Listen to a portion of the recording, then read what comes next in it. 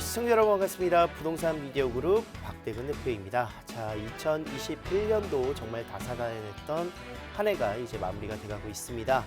자, 2022년에도 부동산 시장은 또 움직이게 될 것이고요. 앞으로의 부동산 시장이 어떻게 움직이느냐에 따라서 이제 포지셔닝과 이런 주택수에 관한 내용들이 또 결정되지 않을까 생각을 하고 있습니다. 그래서 실질적으로 이제 2022년 내년도에 부동산 시장을 예측하는 것이 가장 중요한 지금 현재의 부동산 재테크다라고 말씀드릴 수가 있겠는데, 자, 오늘은 내년도에 대한 부동산 시장 변화 예측, 또 예상하는 시간, 또 준비하는 시간을 갖도록 하겠습니다. 그래서 2022년도에는 어떤 이슈들이 있고 부동산에 큰 영향들을 끼칠지 한번 준비하는 시간을 갖도록 할게요.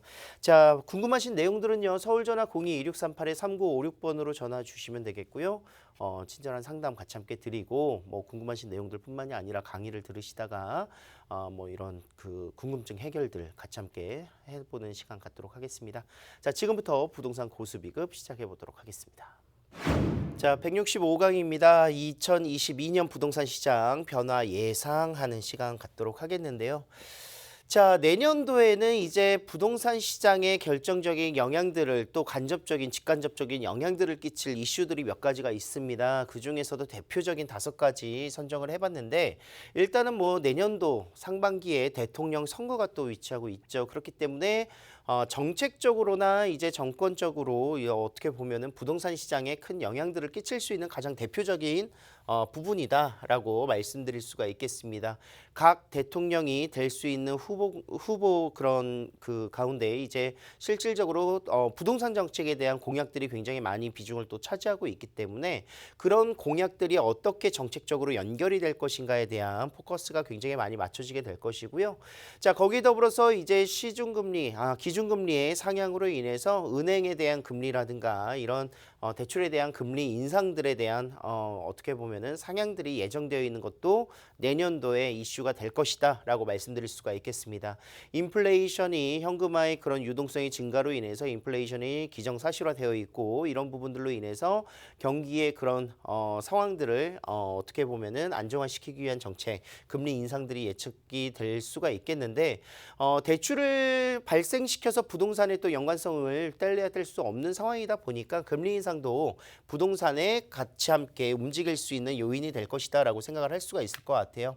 그렇지만 아직도 내년도 뭐 금리가 뭐 1% 후반대까지 움직인다 하더라도 기준금리의 상향으로 인해서 아직도 저금리는 맞다라고 저는 생각을 하고 있습니다. 그래서 금리 인상은 실질적으로 여러분들이 생각하시는 것만큼 부동산에 대한 지가의 그런 하락이라든가 이런 부분으로 움직이진 않을 것이다라고 저는 판단을 하고 있고, 자, 대출 규제도 또 있죠. 실질적으로 이제 대출 가계 총량 제한으로 인해서 지금 현재 대출이 모두 막혀 있지만 뭐 이런 부분들은 내년도 되면 좀 풀릴 것이다 생각하시는 분들 굉장히 많을 것 같습니다. 실질적으로 그렇기도 하고요. 하지만 내년 이제 상반기부터는 DSR 2단계가 시행이 됩니다. 실질적으로 뭐 LTV만 보는 것이 아니라 내 가계 대출의 총액에 대한 대비해서 대출을 발생시킬 수 있는 DSR이 적용되다 보니까 실질적으로 받을 수 있는 대출의 양은 전반적으로 개개인별로 줄어들 것이다라고 판단할 수밖에 없고, 거기에 따라서 뭐 대출 규제가 이루어지게 된다면 부동산의 매수세에 큰 영향을 또 끼칠 수밖에 없겠죠. 그래서 대출 규제가 과연 어떤 영향으로 나타나게 될 것인가를 판단하셔야 된다라고 볼 수가 있겠습니다. 자, 코로나는 아직 끝나지 또 않았죠. 실질적으로 이제 백신 접종률이 계속 늘어나고는 있으나 새롭게 나오고 있는 이런 돌파 감염이라든가 이런 모습들로 인해서 뭐 다시 또 하여금 경기의 위축 상황이라든가 이런 것들이 또 유지가 될지, 또 내년에는 만약에 코로나가 어느 정도 잠식된다면 언제쯤 이런 부분들이 이루어지게 될지에 대한 내용들이 또 움직이지 않을까 생각을 하고요. 마지막으로 현금 유동성 지금 너무 많이 풀려 있죠. 실질적으로 자금력들이 굉장히 많이 늘어났다는 거예요. 그래서 자금력들이 이렇게 늘어나게 되는 데는 경기 부양을 위한 양적 완화가 가장 컸었고, 거기에 더불어서 미국도 이제 테이퍼링을 내년도 상반기까지 마무리를 하겠다, 조속히 이제 좀 회수를 하겠다라고 이야기를 하고 있고요. 미국의 경제 상황과 또 맞물릴 수 있는 상황들이 있죠. 그리고 내년에는 또 이제 그 토지 보상들이 또 이루어지게 될 거예요. 그래서 약 45조 원 정도가 서울 수도권 지역으로 해서 토지 보상이 이루어진다면 현금 유동성은 또 늘어날 수 있는 부분들이 굉장히 많아진다라고 말씀드릴 수가 있겠습니다. 자, 현금 유동성이 커지게 된다면 부동산의 시중에 또 풀릴 수 있는 자금력들, 그리고 또 부의 이동이라고 제가 이야기를 많이 하고 있는데, 자산가들이 실질적으로 어느 부동산의 파트에 어느 자산의 규모를 가장 많이 늘리게 될 것인가, 돈이 많으면 많을수록 주식이라든가 채권이라든가 뭐 이런 코인들이 아니라 실질적으로 예금 적금보다도 부동산의 비중이 훨씬 더 높아질 수밖에 없거든요. 현금 유동성이 증가한다는 것은 부동산에 대한 시장의 금액들이 또 흘러들어올 수 있는 부분들이기 때문에 이런 부분들 내년도에도 충분히 발생될 수 있는 상황이다라고 말씀드릴 수가 있겠습니다.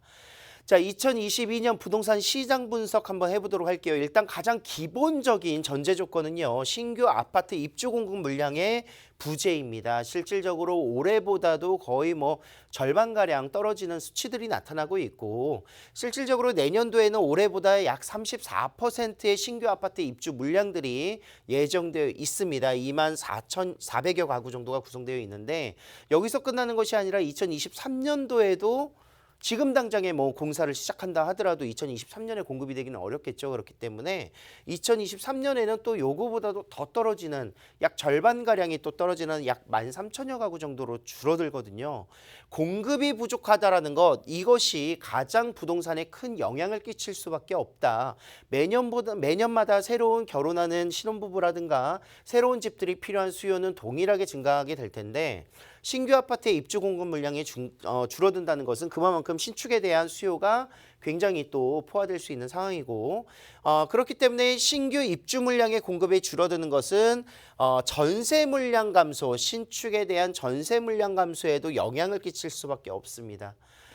이거는 너무 잘 아시죠? 예, 공급 물량이 뭐 만여 세대 정도 풀리는 지역에 전세가가 떨어지는 부분들은 너무 많이 보셔서 아실 거예요. 하지만 공급 물량이 없다라는 것은 그만큼 전세 가격이 상승될 수밖에 없는 요인이다라고 말씀드릴 수가 있겠고, 자, 주택담보대출의 규제 DSR의 규제는 이루어지게 될 것인데, 반대로 전세자금 대출에 대한 규제, 이번에 뭐 사실 후폭풍 굉장히 많이 맞았죠. 그렇기 때문에 전세자금 대출에 대한 규제는 가하지 못할 것이다라는 상황들이 지배적입니다. 그래서 전세를 활용하고자 하시는 분들 굉장히 많아지게 될 것이다. 예전에 제가 강의하다가 말씀드린 적 있을 거예요. 매매 지수가 횡보를 하는 시기에는 전세 지수가 올라갈 수밖에 없다. 그 이야기는 투자 금액에 대한 축소와 그로 인해서 가격대, 매매 지수가 다시 한번 올라가는 영향들을 끼쳐줄 수밖에 없기 때문에 전세 수요가 늘어나는 상황들이 내년에 발생될 것이다 라고 말씀드릴 수가 있겠습니다. 특히나 전세 가격이 상승하는데 가장 결정적인 요인을 하게 될 2022년 내년도 8월 이후에 계약갱신 청구권이 만료되는 가구들이 나오게 될 건데요. 이미 뭐 40% 정도의 격차가 벌어져 있는 상황들이기 때문에 가격대의 상승분들 불보듯 뻔하죠. 현재의 시세로 아마 가격대가 상승하게 될 것이다. 계약갱신 청구권을 만료한 가구가 나왔을 때 가야 될 지역들을 보시면 아시겠지만 이미 가격대가 40% 이상 올라져 있다는 것이죠. 그래서 울며 겨자 먹기로 뭐 반전세로 가든가 아니면 그 금액으로 대출을 받아서 전세로 이동을 해야 되는 그런 가구들이 등장하게 된다. 그렇기 때문에 전반적인 전세 가격의 상승들이 하반기에도 예상이 될 수밖에 없다라고 말씀드릴 수가 있겠습니다. 전세 가격의 상승과 그런 혼란들이 계속 발생될 수밖에 없는 상황들이 나타나고 있고요.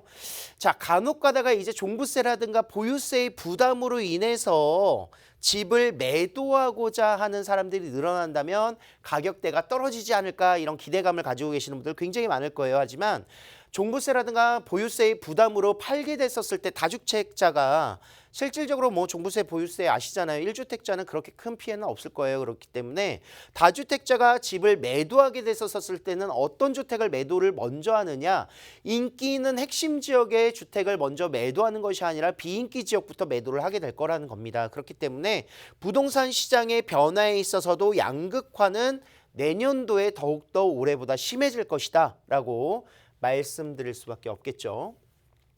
자, 2022년 부동산 시장 어떻게 될 것이다 예측을 하는 세 가지 포인트를 잡아봤는데 다주택자가 주택을 처분하게 되는 기대감으로 인해서 주택 가격이 떨어질 것이다 생각하시는 분들 많으실 것 같아요. 그렇지만 아까 말씀드린 대로 핵심 입지보다는 비핵심 입지가 더 인기도가 떨어질 수밖에 없기 때문에 선호도의 양극화 현상이 발생을 하게 된다. 비핵심 지역들 뭐 수도권과 서울권을 비롯하면은 이제 수도권이 될 것이고 뭐 서울과 이제 지방을 비롯해 지방이 될 수도 있고 서울권 내에서도 인기 있는 지역들 뭐 강남권이라든가 마용성 라인들이 아닌 다른 지역이라든가 이렇게 비교할 수밖에 없겠죠. 그래서 핵심 인기, 핵심 입지가 더욱더 강화될 수 있는 양극화 현상들 그리고 대출 규제 또는 금리 인상으로 인해서 집값이 하락될 것이다. 거래량이 줄게 되기 때문에 매수세가 줄어들어서 가격이 떨어질 수밖에 없다라고 판단하시는 분들 굉장히 많을 것 같아요. 하지만 대출을 활용하는 부동산의 유형은 어떤 것인가? 지금 현재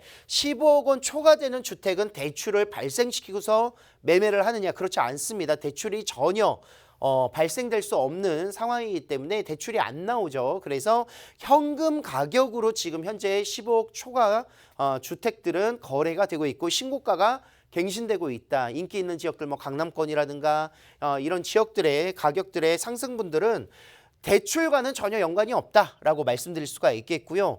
자, 6억 원 이하의 주택이라든가 저가주택 위주로 실질적으로 이제 대출을 발생시킬 수 있는 주택의 유형들은 거래량이 증가될 수 있겠죠. 그래서 상대적으로 덜 올랐었던 뭐 이런 지역들에 대한 금액대 6억 원 이하라든가 또는 6억부터 이제 9억 원 사이의 그런 주택들의 거래량이 늘어나면서 가격대가 상승할 수 있는 요소를 많이 가지고 있다라고 말씀드릴 수가 있겠습니다. 대출이 제한되어 있지 않는 상황들 그리고 전세 시장이 안정화될 것인가 이건 아까도 말씀드렸다시피 전세 시장도 양극화 현상에 대변할 수밖에 없습니다. 좋은 지역들의 전세 가격은 올라갈 수밖에 없고요.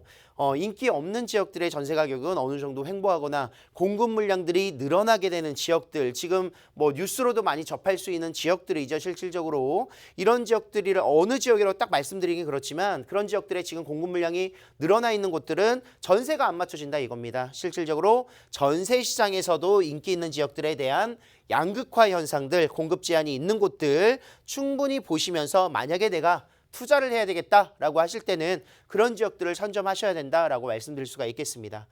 자, 무료 세미나는 역세권 소액 갭 투자, 지금 소액으로 움직일 수 있는 지역들 분석해드리고요. 서울의 재개발 투자 분석들 함께 만나보도록 하겠습니다. 매주 일요일 오후 1시에 진행되고 1:1 개인 상담도 진행을 하니까요. 아래 나가고 있는 전화번호로 선착순 예약해 주시면 감사드리겠습니다. 자, 재개발이 가능성이 있는 지역들 분석하는 시간인데요. 지금 현재 첫 번째 사업지로 강동구 고덕동 다세대 주택 먼저 한번 만나보도록 하겠습니다. 자, 9호선 센터 공원역이 예정입니다. 앞으로 뭐 기간은 좀 오래 걸릴 수는 있으나 9호선이 새로 생긴다라는 그런 기대감으로 가격대의 상승들은 계속 이루어질 것이다. 도보 1분 거리에 위치하고 있고요. 투룸 다세대 주택, 대지 면적이 약 6평 정도로 구성되어 있기 때문에 추후 재개발이 이루어진다 하더라도 안정적인 조합원의 입주권을 받을 수 있는 물건이다라고 볼 수가 있겠습니다. 매매 시세는 5억 후반대인데요. 지금 현재 전세를 3억 초중반에 맞추신다면 약 2억 6천에서 2억 6천5백만 원으로 투자 금액이 가능하다라고 말씀드릴 수가 있겠습니다.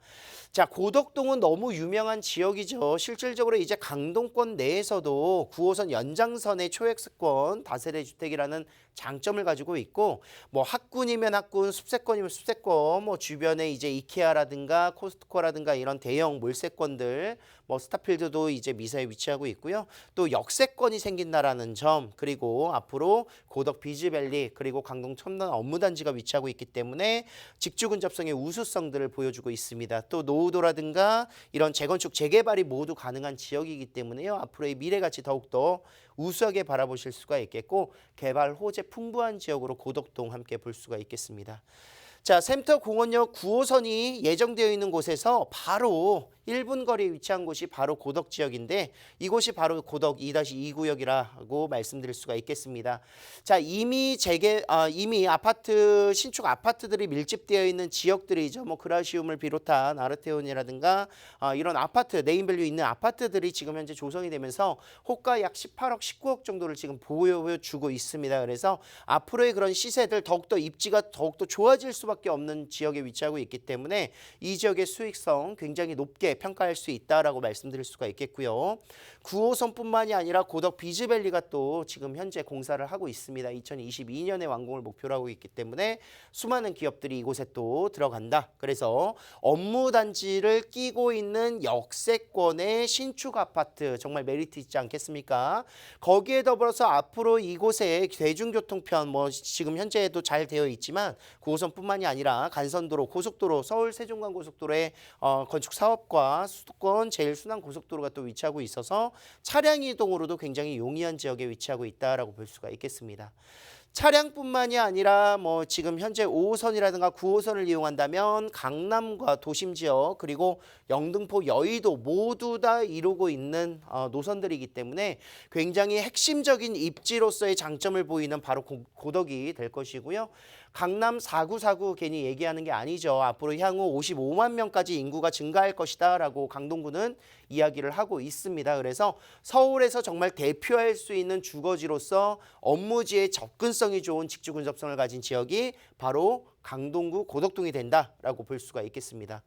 자, 재개발로 지금 현재 서울시는 신속통합기획이 굉장히 핫한 이슈가 되고 있습니다. 실질적으로 고덕 1구역이 동의율 35%를 달성을 하면서 신속통합기획에 공모를 했었고요. 고덕 1지구보다도 입지가 더욱더 좋고 노후도가 더욱더 낙후되어 있는 지역 2-2지구 충분히 벤치마킹을 하거나 또는 앞으로 재개발이 될 수 있는 여건들을 너무나도 많이 가지고 있다라고 말씀드릴 수가 있겠습니다.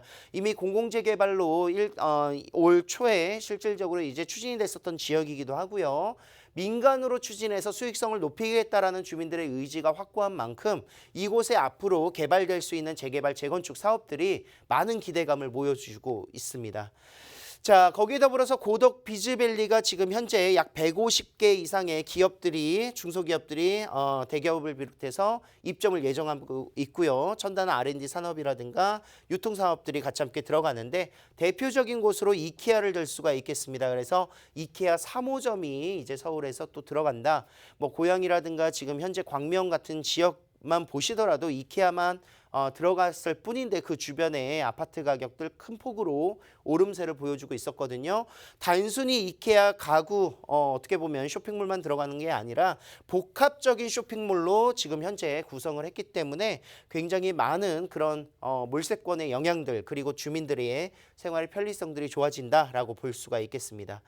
자, 9호선은 4단계 지금 현재 연장선이 확정이 됐습니다. 그래서 2022년에 완공을 목표로 하고 있고요. 뭐 예정되거나 또는 착공되거나 완공되는 시점에 가격들이 큰 폭으로 또 오르기 때문에 이곳은 앞으로 지금 현재 강남권을 대표할 수 있는 그런 노선들을 대표할 수 있는 가격대에 시세가 형성될 것이다. 지금 현재 뭐 20억을 조금 넘지 못하는 가격대인데 금방 20억, 25억, 30억까지 갈 수 있는 그런 잠재력을 가지고 있는 곳이 바로 고덕동이다라고 말씀드릴 수 있겠습니다. 자, 서울 세종간 고속도로가 지금 현재 국가재정사업으로 변경이 됐죠. 그래서 사업 기간이 단축이 됐습니다. 큰 폭으로 단축이 되면서 약 1년여 정도 단축이 됐어요. 내년도에 이제 1단계의 구리 하남에서 안성까지의 구간이 드디어 개통을 합니다. 그리고 2024년에는 안성에서 세종까지의 구간이 완성이 되면서 서울 세종간 고속도로 약 70분대로 단축이 되는 교통 사업이다라고 볼 수가 있겠고요. 이 대중교통의 라인으로 해서 사실상 개발들이 같이 함께 움직일 수밖에 없습니다. 또 그 시발점이라고 할 수 있는 구리, 강동구 라인들은요. 서울을 대표할 수 있는 인접 지역이기 때문에 이곳에 앞으로의 그런 교통의 흐름들이 원활해지는 것뿐만이 아니라 많은 시설들과 이런 기업들이 또 들어갈 수 있는 여지를 많이 두고 있다라고 볼 수가 있겠습니다. 자, 5억 9천에서 5억 9천5백만 원 정도의 시세이고요. 지금 현재 뭐 계속 땅값이 올라가고 있는 거에 반해서 실질적인 시세 가격은 투자 금액만 보시면 되겠죠. 약 2억 6천에서 2억 6천5백만 원.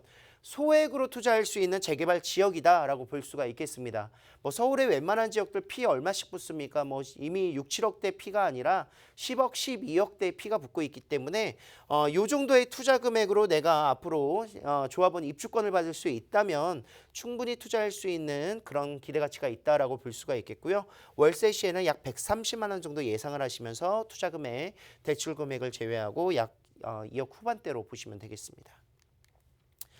자, 이어지는 지역은요, 서초동이 되겠습니다. 서초동 같은 경우에도 노후되어 있는 지역들이 굉장히 많은 지역이기도 하고 강남권에서 어떻게 보면 거주하기 편리하나 개발이 언제 될까 하면서 노심초사하는 지역이기도 하겠죠.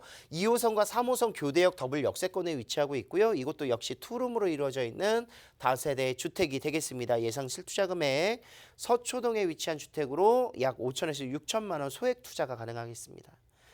자, 임차 수요가 풍부하고 개발 호재 강남권에 밀집되어 있다는 장점을 가지고 있는 곳이고요. 서초동 바로 이곳이 되겠습니다. 자, 3호선과 2호선의 더블 역세권 교대역을 끼고 있는 역세권이고 거기에 더불어서 뭐 고속터미널, 남부터미널을 이용할 수 있고요. 그리고 경부고속도로가 바로 옆에 입지하고 있기 때문에 경부고속도로의 지하 사업이 이루어진다면 대표적으로 수혜를 받을 수 있는 곳이 바로 서초동이다. 공원화 조성이 되면서 테헤란로라든가 봉은사로 또는 양재 라인들의 업무 단지의 접근성이 너무나도 우수해지기 때문에 지금도 굉장히 우수하지만 앞으로는 더욱더 좋은 입지가 되는 곳이 바로 서초동이다라고 말씀드릴 수가 있겠습니다. 자, 뭐 반포동 라인들의 인프라를 그대로 같이 함께 공유를 하기도 하고요. 그리고 서초동은 서울 교대를 끼고 있는 곳이면서 임대 수요 놓기 굉장히 편리한 곳이고 롯데 칠성부지라든가 강남역 상권 그리고 이곳에 바로 서초대로의 개발 사업들이 내재되어 있기 때문에 직접적인 그런 직주 근접성이라든가 학군 수요들, 생활의 인프라 받아볼 수 있는 지역이 바로 서초동이 되겠습니다. 또 아울러서 정보사 부지의 이전 사업으로 인해서 서리풀공원 라인들에 많은 기업들이 또 들어갈 것으로 예정이 되어 있죠. 복합문화시설뿐만이 아니라 IT, 바이오 산업, 지금 현재 현대 글로벌 비즈니스센터의 조성 부지보다도 훨씬 더 넓은 부지로 지금 업체가 들어갈 것으로 기대감을 모으고 있습니다. 자, 거기에 더불어서 이제 서초로 지구단위 계획 구역 안으로 통해서 용적률이 굉장히 높아지고 고도 제한이 완화되는 이런 효과를 볼 수가 있겠습니다. 그만큼 고층 빌딩이 생긴다는 것이고 기대 가치가 굉장히 높아진다는 것이죠. 많은 업무 단지가 생길 것으로 기대감을 모으고 있는 지역이고 뭐 대표적인 롯데 칠성부지, 코오롱 부지가 아직 개발 사업 예정 단계다라고 보여주고 있습니다. 자, 거기 더불어서 한남 IC부터 시작을 해서 양재 IC까지의 전 구간을 지하화시키는 경부고속도로 지하 사업 지금 어느 정도 이제 가시권에 들어왔죠. 그리고 지상부는 복합문화시설 지구가 들어가고 공원화 조성에 같이 함께 조성이 되면서 그 주변 지역으로의 수혜가 이루어지는 거예요. 뭐 반포동이라든가 서초동이라든가 논현동, 역삼동인데 그 중에서도 노후 지역들 가장 많이 밀집되어 있는 서초동이 가장 큰 개발 사업의 수혜지를 받게 될 것이다라고 보여주고 있습니다. 뭐 교통의 흐름들도 좋아지겠지만 뭐 매연이라든가 소음 모든 것들이 해결되게 될 것이고 집 주변에 공원을 이용할 수 있다는 장점을 보여주고 있는 지역이기 때문에 서초동의 미래 가치는 바로 이런 개발 호재에 또 직접적인 연관성을 가지고 있다라고 보여주고 있습니다. 자, 5억 6천에서 7천만 원대의 금액이고요. 전세 시세에 5억 2천까지 만약에 맞추신다면 예상 실투자 금액은 약 5천에서 6천. 임대를 맞추는 조건부 계약으로 이루어지게 되겠습니다. 그래서 임대를 맞추는 조건으로 해서 투자 금액만 준비하시면 될 것 같고요. 월세를 놓으신다면 약 130에서 150만 원 정도 대출 금액 제외하시고 약 3억 원 정도의 투자 금액이 필요하시겠습니다. 자, 역세권의 인기 있는 지역 양극화 시장에 대비할 수 있는 지역으로 투자를 하셔야 됩니다. 그래서 소액 갭 투자, 역세권, 서울권 투자 노하우 공유를 하고요. 재개발 투자를 생각하신다면 내 집 마련 하나 해보시겠다 하시는 분들 또는 증여의 목적이라든가 내 자녀에게 어떻게 보면 이런 부들을 좀 늘려주고자 하시는 이런 계획들 세우고 계시는 분들 굉장히 많으실 것 같아요. 그래서 정말 좋은 정보 강의 함께 준비하고 있으니까요. 매주 일요일 오후 1시 참석해 주시고 나는 코로나로 인해서 1대1 상담만 하겠다 하시면은 뭐 통화라든가 또는 비대면으로 진행이 가능하니까요. 1대1 무료 상담도 같이 함께 아래 나가고 있는 번호로 예약해 주시면 되겠습니다. 서울 전화 02-2638-3956번호 해주시고요. 세미나는 소수로 저희가 선착순 모집하니까요. 많은 분이 전화 주시면 감사드리겠습니다. 자, 2022년 호랑이의 해죠. 지금 어떻게 보시면은 많이 위축되어 있으시고 이러신 분들 내년에는 정말 모든 일이 다 잘 되시고 뭔가 호랑이처럼 큰 기운 받으시길 바라겠습니다. 저는 내년에도 함께 하겠습니다. 다음 주에 또 만나 뵐게요. 감사합니다.